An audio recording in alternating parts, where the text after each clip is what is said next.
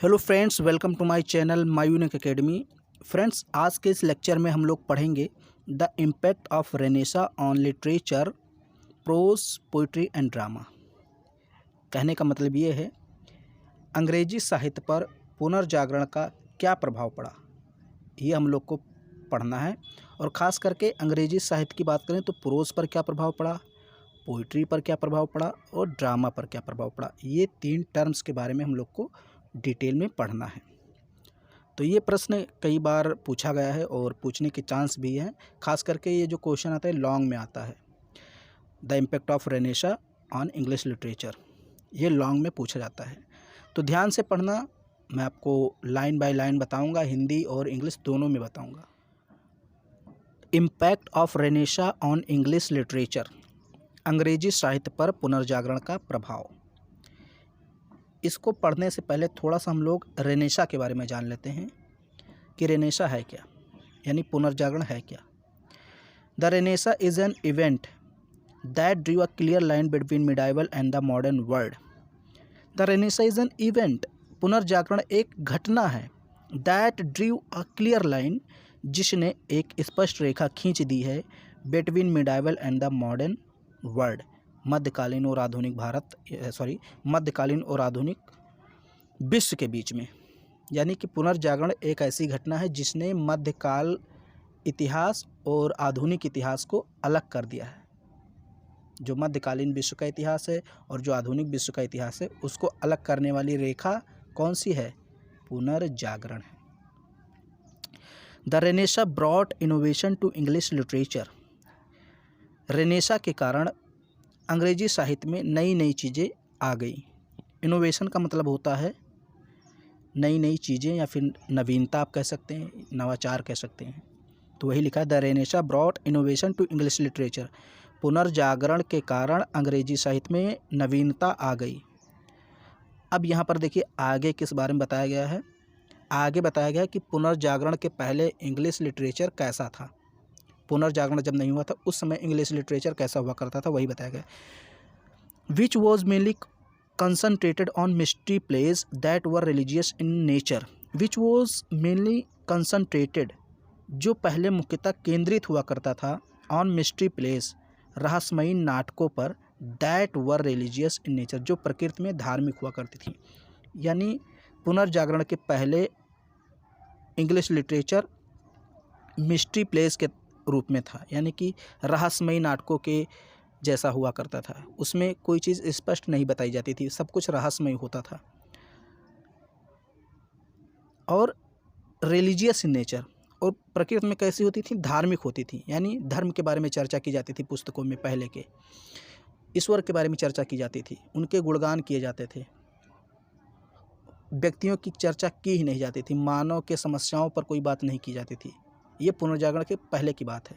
लेकिन पुनर्जागरण के बाद जो पुस्तकें लिखी गई, जैसे विलियम शेक्सपियर ने बहुत सारी पुस्तकें लिखी, बेन जॉनसन ने लिखी, इन सब ने जो पुस्तकें लिखी उसमें मानव के समस्याओं के बारे में बताया गया, यानी मानव को केंद्र में रखकर लिखा गया पुस्तक।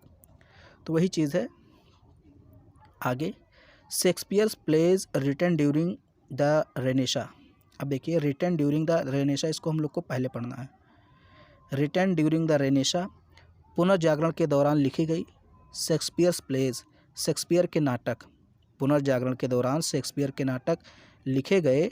आर द कमेंट्रीज, वो कमेंट्रीज हैं, यानी कि टीकाएँ हैं।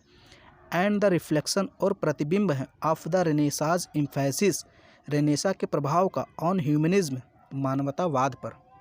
पुनर्जागरण के दौरान विलियम शेक्सपियर ने जो भी नाटक लिखे वो सब पुनर्जागरण के प्रभाव का प्रतिबिंब है। किस पर? मानवतावाद पर। मैंने बताया ना, पुनर्जागरण के दौरान या उसके बाद जो भी पुस्तकें लिखी गई वो मानव को केंद्र में रखकर लिखी गई। फिर आगे देखिए, फॉर एग्जाम्पल, यहाँ उदाहरण आपको दे रहा है, जैसे एक नाटक है हैमलेट। ये क्या है? विलियम शेक्सपियर का एक नाटक है। Hamlet includes the theme of the father son relationship, guilt and some others. Hamlet includes, Hamlet में दिखाया गया है, द थीम, विषय, of the father son relationship, पिता और पुत्र के संबंध के बारे में। यानी हैमलेट में क्या शामिल है? पिता और पुत्र के संबंधों के विषय में कुछ चीज़ें बताई गई हैं। गिल्ट अपराध के विषय में बताया गया है, एंड सम अदर्स और कई सारी चीज़ें हैं जो हैमलेट में बताई गई हैं। हडसन सेड, हडसन ने कहा, यानी हडसन का एक कथन है, द रेनेसा अराउज्ड, पुनर्जागरण ने जागृत कर दिया यानी जगा दिया, द इंटेलेक्ट, इंटेलेक्ट का मतलब बुद्धि को जगा दिया, यानी तर्क वितर्क करने की शक्ति आ गई लोगों में, एंड द एस्थेटिक फैकल्टीज़, और सौंदर्य संकायों को जगा दिया। सौंदर्य संकाय का मतलब यहाँ पर आप कह सकते हैं ज्ञान, विज्ञान, शिक्षा, साहित्य, इन सारी चीज़ों में प्रगति होने लगी। ये किसके कारण हुआ? रेनेसा के कारण। फिर आगे देखिए, इन ए ब्रॉडर सेंस, व्यापक अर्थों में रेनेसा वॉज द बिगिनिंग, पुनर्जागरण शुरुआत थी, ऑफ इंटेलेक्चुअल मूवमेंट, बौद्धिक आंदोलन की। रेनेसा क्या थी? इंटेलेक्चुअल मूवमेंट की शुरुआत थी, यानी पुनर्जागरण बौद्धिक आंदोलन की एक शुरुआत थी। Renaissance is a greatly applied, Renaissance को बृहद रूप से अप्लाई किया जाता था, यानी अप्लाई किया जाता है, to the revival of arts, to the revival of literature and to the revival of education in Europe under the influence of Greek and Latin. इस लाइन को समझ लीजिए। पहले तो इस लाइन का मतलब समझा देता हूँ। देखिए, under the influence of Greek and Latin, Greek and Latin भाषा के प्रभाव के अंतर्गत इन यूरोप में आर्ट, लिटरेचर एंड एजुकेशन को पुनर्जागरण ने पुनर्जीवित कर दिया। ग्रीक एंड लैटिन के प्रभाव के अंतर्गत कहने का मतलब ये है, देखिए प्राचीन काल में लोग किस में इंटरेस्ट लेते थे? आर्ट, लिटरेचर, एजुकेशन, इन सारी चीज़ों में प्राचीन काल में लोग इंटरेस्ट लेते थे। लेकिन जब मध्यकाल आया यूरोप में, तो मध्यकाल में लोग आर्ट से दूर हो गए, कला से दूर हो गए, लिटरेचर से दूर हो गए, एजुकेशन से दूर हो गए, और कहाँ चले गए? अंधभक्ति में फंस गए, बाह्य आडंबर में फंस गए, कुरीतियाँ अपनाने लगे, धार्मिक कर्मकांड करने लगे। तो इससे क्या हुआ? लोग आर्ट, लिटरेचर, एजुकेशन से दूर हो गए। लेकिन जब फिर से पुनर्जागरण आया तो लोग फिर से आर्ट, लिटरेचर और एजुकेशन में इंटरेस्ट लेने लगे। यानी कि इस प्रकार से कह सकते हैं हम कि आर्ट, लिटरेचर और एजुकेशन का जो रिवाइवल हुआ, पुनर्जन्म हुआ, वो किसके कारण हुआ? वो रेनेसा के कारण ही हुआ है। तो ये आपको मैंने अभी तक बताया कि रेनेसा क्या था। अब हम लोग जानेंगे impact of Renaissance on English literature. The effect of Renaissance on English literature, चाहे इफेक्ट कहिए या इम्पैक्ट कहिए, दोनों एक ही चीज़ है। दोनों का मतलब होता है प्रभाव। अंग्रेजी साहित्य पर पुनर्जागरण का प्रभाव अब हम लोग पढ़ने जा रहे हैं। और ये सारी चीज़ें देखिए, impact on drama, impact on prose, impact on poetry, ये सारी चीज़ें हम लोग पढ़ेंगे। तो सबसे पहले हम थोड़ा सा पढ़ लेते हैं। The impact of Renaissance on English literature is an increased willingness of writers to satirise existing works.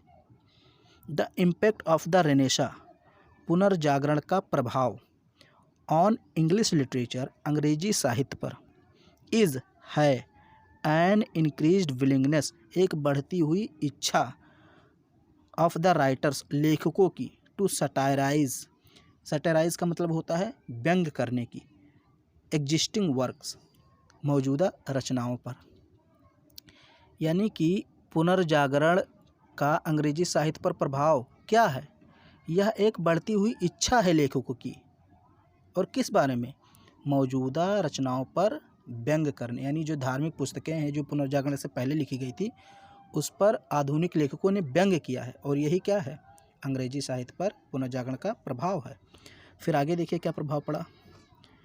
The most significant impact, सबसे महत्वपूर्ण प्रभाव, ऑफ द रेनेसा, पुनर्जागरण का, ऑन इंग्लिश लिटरेचर, अंग्रेजी साहित्य पर, अंग्रेजी साहित्य पर पुनर्जागरण का सबसे महत्वपूर्ण प्रभाव, वॉज सीन, देखा गया, in the change of perception, नज़रिए के परिवर्तन में, ऑफ ह्यूमन बींग्स, मानव के। यानी कि सबसे बड़ा प्रभाव अंग्रेजी साहित्य पर पुनर्जागरण का कैसे हमें दिखाई दिया? हमें दिखाई दिया कि लोगों का जो नज़रिया था वो चेंज हो गया। चेंज ऑफ परसेप्शन, परसेप्शन का मतलब होता है नज़रिया, यानी अब लोगों के सोचने समझने का जो दृष्टिकोण था वो बदल गया, चेंज हो गया। अब चीज़ों को अलग तरीके से देखने लगे, अलग तरीके से सोचने लगे। जैसे यानी अब वो तर्क वितर्क करने लगे, बुद्धि का इस्तेमाल करने लगे। फॉर एग्ज़ाम्पल, उदाहरण के तौर पर the words of William, William के शब्दों में ये 2 लाइन लिखी हुई है। Now he looked inward into own soul. अब वो देखिए, नाउ अब ही वह लुक्ड देखने लगा, inward into his own soul अपनी आत्मा के अंदर, seeking the meaning of experience और अनुभव के अर्थ की खोज करने लगा, in terms of his free individuality व्यक्तिगत स्वतंत्रता के रूप में। कहने का मतलब अब मनुष्य तर्क वितर्क करने लगा, अपनी अंतरात्मा में झांकने लगा, यानी दिल से सोचने लगा, दिमाग से सोचने लगा कि कौन सी चीज़ें सही हैं, कौन सी चीज़ें गलत हैं। अब नहीं ऐसा हुआ कि जो उसको बता दिया गया वैसा ही मान लिया। पहले क्या होता था पुनर्जागरण के पहले अंधभक्ति काल में कि लोगों को बस पुजारी पंडित जो बता देते थे वही मान लेते थे, लेकिन अब लोगों में शक्ति, सामर्थ्य, तर्क वितर्क और बुद्धि का विकास होने लगा। अब वो हर एक चीज़ को तर्क की कसौटी पर कसते थे, फिर बताते थे हाँ ये मानने लायक है, एक्सेप्टेबल है कि नहीं है। वही चीज़ यहाँ पर लिखी है। The Renaissance brought about a new spirit. पुनर्जागरण के कारण एक नई आत्मा आ गई इन इंग्लिश लिटरेचर, अंग्रेजी साहित्य में, इन ऑल इट्स आस्पेक्ट, इसके सभी पहलुओं के रूप में। अंग्रेजी साहित्य के सभी पहलुओं में एक नई आत्मा का विकास हुआ। किसके कारण? अंग्रेजी साहित्य में पुनर्जागरण के कारण। The thirst of classical learning, the thirst of classical learning also gave a new impetus to literature. यानी क्लासिकल लर्निंग का मतलब होता है शास्त्रीय ज्ञान। शास्त्रीय ज्ञान के लिए जो थर्स्ट था, जो प्यास था, प्यास का मतलब रुचि, उसने क्या किया? गेव अ न्यू इम्पेटस, एक नई गति प्रदान कर दी टू लिटरेचर, साहित्य को। यानी अब लोग क्लासिकल लर्निंग की तरफ भी रुचि लेने लगे, शास्त्रीय ज्ञान को प्राप्त करने में रुचि लेने लगे, तो इसने लिटरेचर को और ज़्यादा विकसित कर दिया। All the forms of literature were developed during this period. Literature के सभी फॉर्म इस युग में विकसित हो गए, डेवलप हो गए।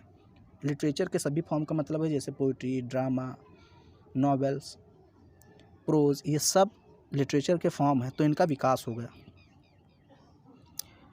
Impact on drama. अब हम लोग देखते हैं ड्रामा पर पुनर्जागरण का क्या प्रभाव पड़ा।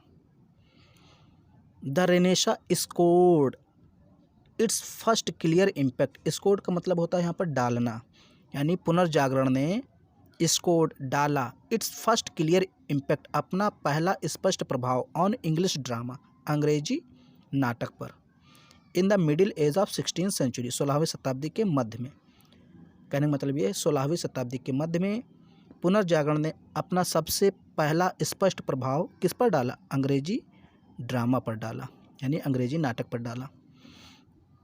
ड्यूरिंग द रेनेसा, पुनर्जागरण के दौरान, ड्रामा बिकेम मोर सेकुलराइज्ड, नाटक बहुत ही धर्मनिरपेक्ष बन गया। यानी कि पहले जो नाटक होते थे, मैंने क्या बताया था, धर्म केंद्रित होते थे, किसी एक धर्म के बारे में चर्चा होती थी उन नाटकों में, लेकिन अब पुनर्जागरण के दौरान जो नाटक लिखे गए वो धर्मनिरपेक्ष हो गए, यानी वहाँ पर किसी धर्म की बात नहीं की जाती थी।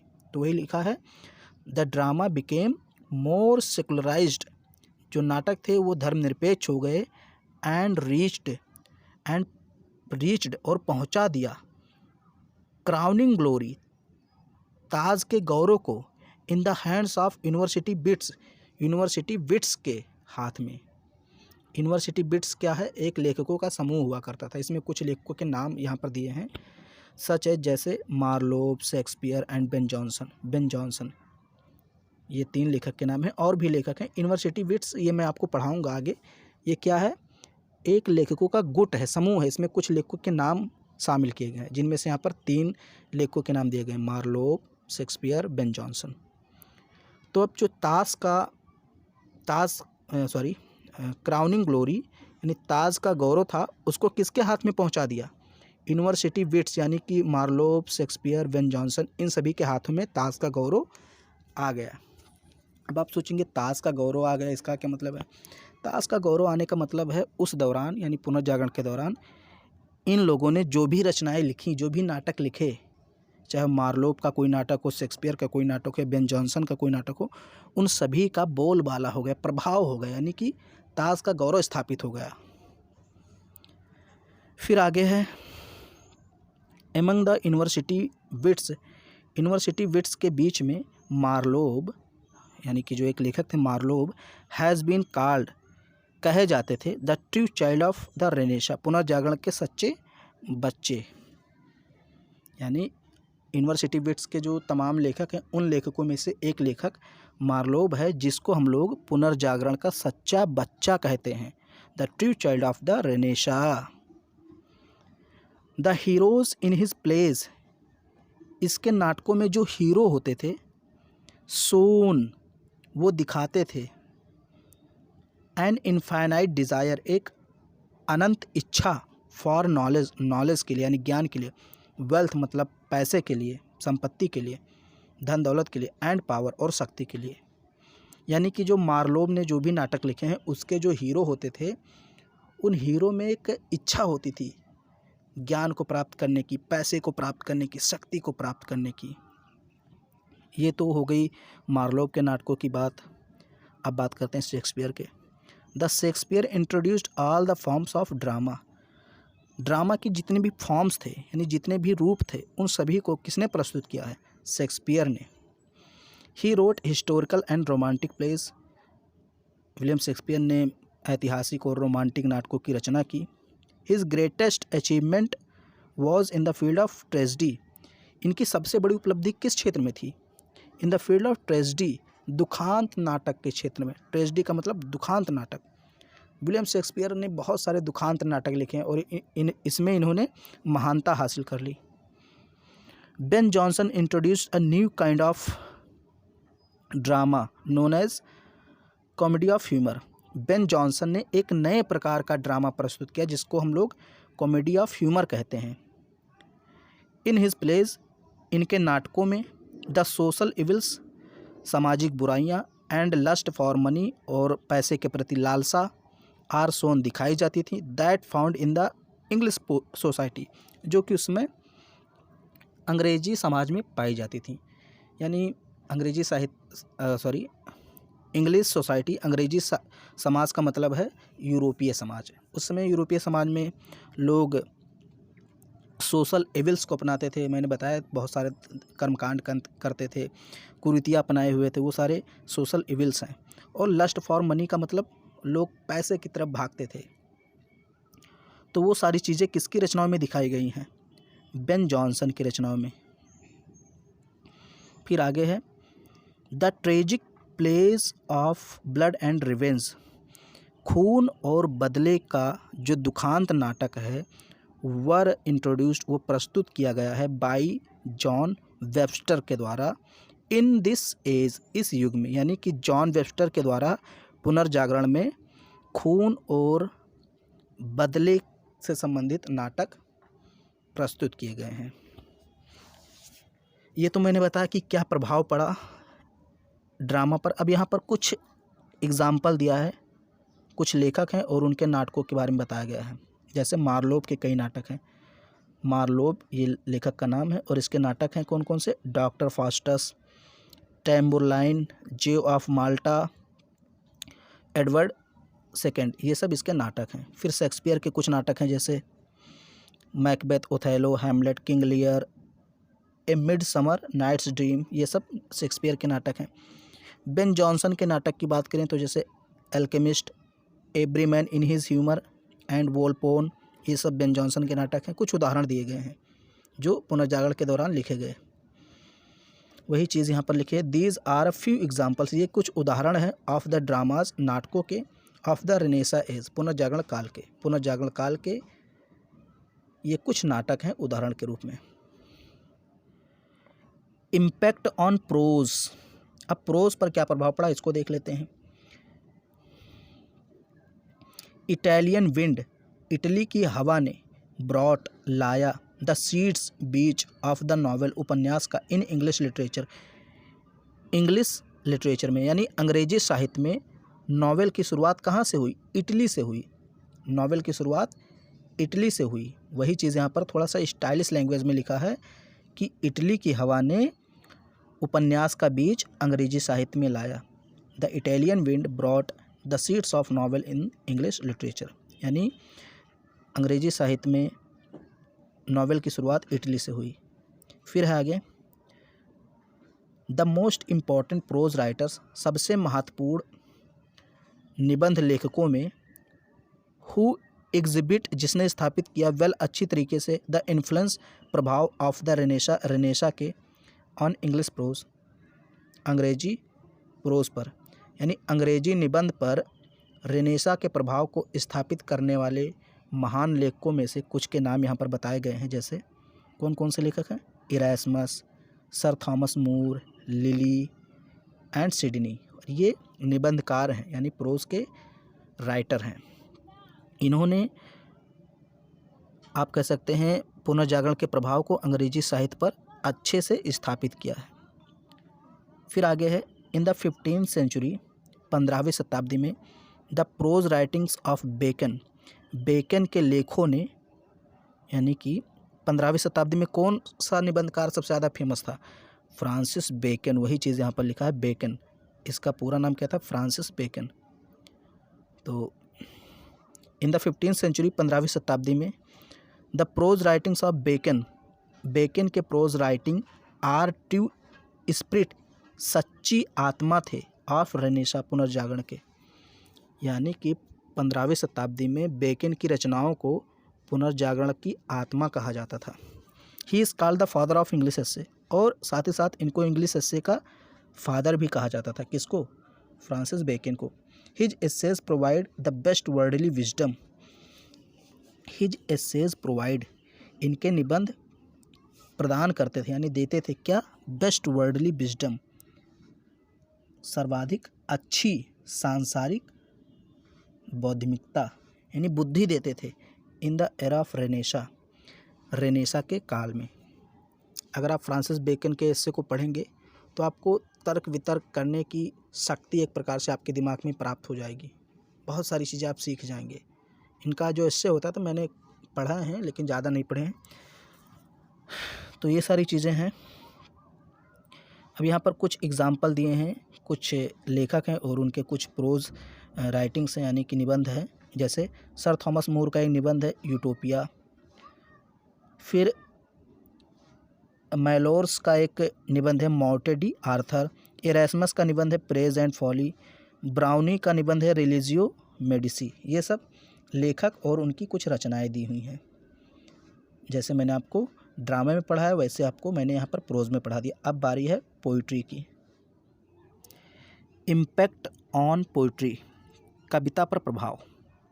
इन पोइट्री, कविता में, द स्पिरिट ऑफ रेनेसा, पुनर्जागरण की भावना, कैन बी सीन, देखी जा सकती है, इन द वर्क्स ऑफ वायट, वायट की रचनाओं में, सरे, सरे की रचनाओं में, स्पेंसर, सिडनी, शेक्सपियर एंडसेट्रा।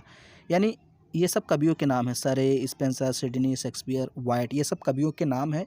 और इनके वर्क्स में, यानी इनकी रचनाओं में, रेनेसा के स्पिरिट को कैन बी सीन, देखा जा सकता है। रेनेसा के प्रभाव को, या उसकी भावना को, या उसकी आत्मा को, जो कुछ भी आपको कहना कहिए, हम लोग देख सकते हैं।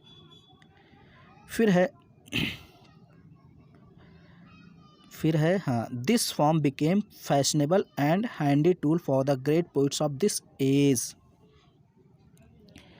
दिस फॉर्म, यह रूप, यानी कि पोइट्री की चर्चा की जा रही, लिटरेचर का जो यह रूप है, यानी पोइट्री जो है, बिकेम अ फैशनेबल, बिकेम का मतलब हो गई, अ फैशनेबल, एक परिचित, एंड अ हैंडी टूल, और एक उपयोगी उपकरण, फॉर द ग्रेट पोइट्स, महान कवियों के लिए, ऑफ दिस एज, इस एज के, पुनर्जागरण काल के महान कवियों के लिए पोइट्री क्या हो गई? एक उपयोगी उपकरण के रूप में स्थापित हो गई, एक प्रचलित फॉर्म हो गया। मतलब ज़्यादातर कवि अब इसी पर अपनी सारी चीज़ें लिखते थे। ड्रामा, प्रोज बहुत कम लिखते थे। ज़्यादातर कवि किस पर ध्यान देते थे? पोइट्री पर ध्यान देते थे। फिर आगे देखिए, sir Thomas Wyatt, sir Thomas Wyatt and Earl of Surrey, यानी ये जो दो कवि थे, एक थे सर थॉमस वायट और एक कवि थे अर्ल ऑफ सरे। इन दोनों ने, यानी कि sir Thomas Wyatt and the Earl of Surrey were, थे द पायनियर्स, पायनियर्स का मतलब जनक थे, या आप कह सकते हैं संस्थापक थे, ऑफ द न्यू पोइट्री, नई कविता के, इन इंग्लैंड, इंग्लैंड में। सर थॉमस वायट और अर्ल ऑफ सरे इंग्लैंड में नई कविता के संस्थापक थे, या फिर पायनियर का मतलब अब अग्रदूत भी कह सकते हैं, कुछ भी कहिए। दे बोथ उन दोनों ने गेव दिया इंग्लिश पोइट्री अंग्रेजी कविता को, उन दोनों ने अंग्रेजी कविता को क्या दिया? A new sense of grace, dignity and harmony. Grace का मतलब होता है, आप कह सकते हैं अनुग्रह, डिग्निटी का मतलब गरिमा, और हार्मनी का मतलब सद्भाव। यानी उन दोनों ने अंग्रेजी साहित्य को ग्रेस, डिग्निटी और हार्मनी का एक नया भाव दिया। अनुग्रह, गरिमा और सद्भाव का एक नया भाव दिया, इस तरह आप कह सकते हैं। देखिए, इंग्लिश को जब अब आप हिंदी में ट्रांसलेट करते हैं तो उसका अर्थ थोड़ा बहुत चेंज हो जाता है, क्योंकि बहुत ज़्यादा अलग हो जाता है एक लैंग्वेज से जब आप दूसरे लैंग्वेज में जाते हैं। इसलिए यहाँ पर कभी कभी चीज़ों को समझना थोड़ा सा कठिन हो जाता है। इसको अगर आप इंग्लिश में ही समझें तो अच्छा रहता है। दे डिड देयर बेस्ट, उन्होंने अपना सबसे अच्छा प्रयास किया, टू इमिटेट, नकल करने की, इटालियन रेनेसा, इटालियन पुनर्जागरण की। यानी कि जो थॉमस वायट थे और अर्ल ऑफ सरे थे, इन दोनों ने इटालियन पुनर्जागरण की नकल करने की पूरी कोशिश की। फिर है Wyatt has introduced the sonnet in English literature, अंग्रेजी साहित्य में सोनेट को किसने प्रस्तुत किया? वायट ने, यानी कि थॉमस वायट ने ही प्रस्तुत किया। दो, हालांकि इन हिज सोनेट्स, इनके सोनेट में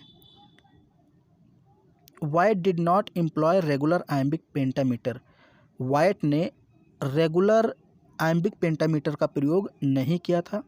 यट, फिर भी, he created a sense of discipline, उन्होंने सेंस ऑफ डिसिप्लिन को क्रिएट कर दिया था, पैदा कर दिया था, यानी कि अनुशासन के भाव को पैदा कर दिया था। एमंग द पोइट्स, कवियों के बीच में, ऑफ दिस एरा, इस एरा के यानी इस पुनर्जागरण काल के जितने भी कवि थे उनमें अनुशासन का एक भाव पैदा कर दिया था। किसने?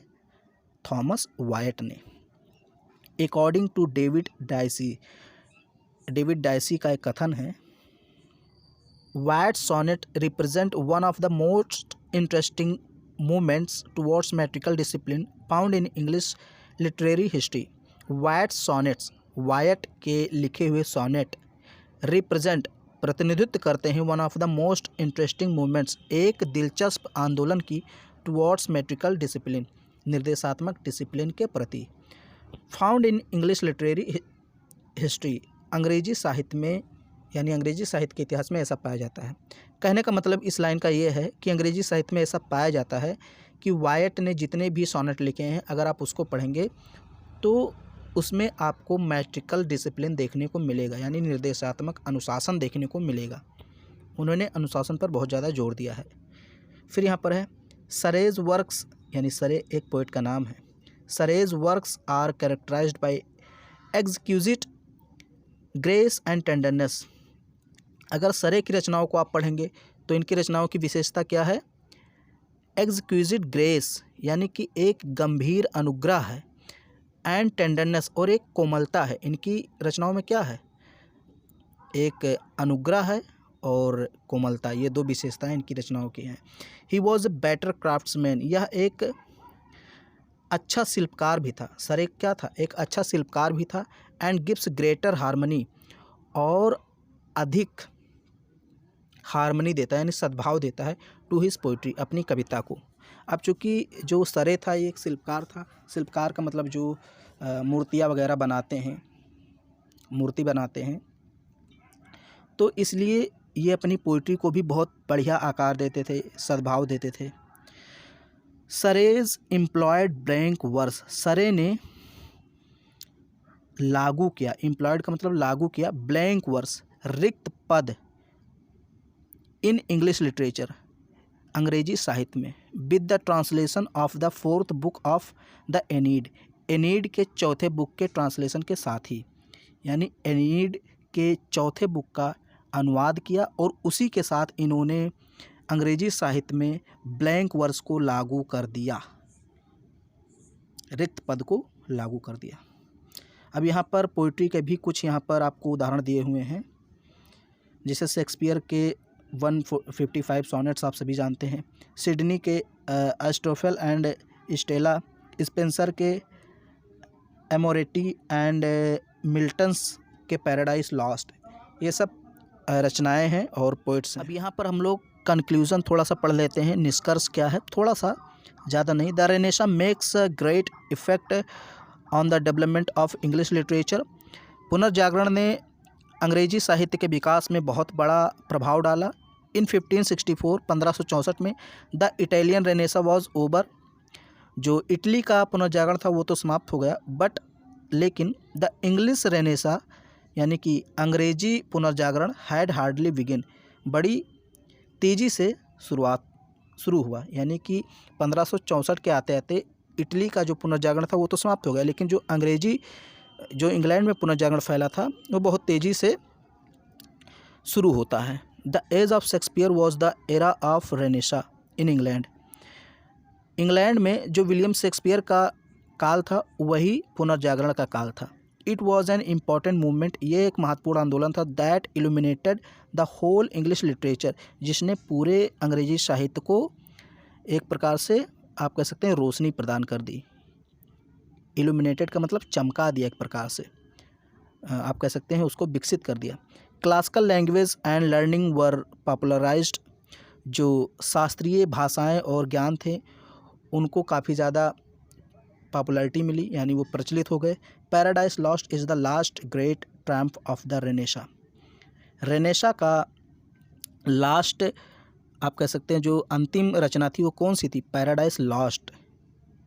ट्रायम्फ का मतलब विजय, यानी अंतिम विजय रेनेसा की कौन सी थी? पैराडाइज लॉस्ट थी। ये जॉन मिल्टन ने लिखा है।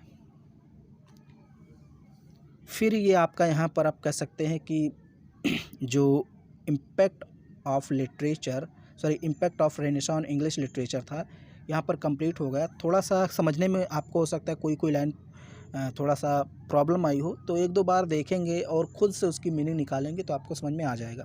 क्योंकि जब अगर मैं इसको इंग्लिश में ही पढ़ाता तो शायद अच्छे से समझा पाता, लेकिन जब इसको हिंदी में पढ़ाओ तो थोड़ा सा उसका अर्थ अलग निकलने लगता है। हिंदी के अजीब अजीब तरह के उसमें शब्द अप्लाई होने लगते हैं। तो उम्मीद करता हूँ आपको ये जो है समझ में आया होगा। अगर वीडियो पसंद आई तो इसको लाइक कर दीजिए, अपने सभी दोस्तों में शेयर कीजिए और चैनल पे पहली बार आए हैं चैनल को सब्सक्राइब कीजिए।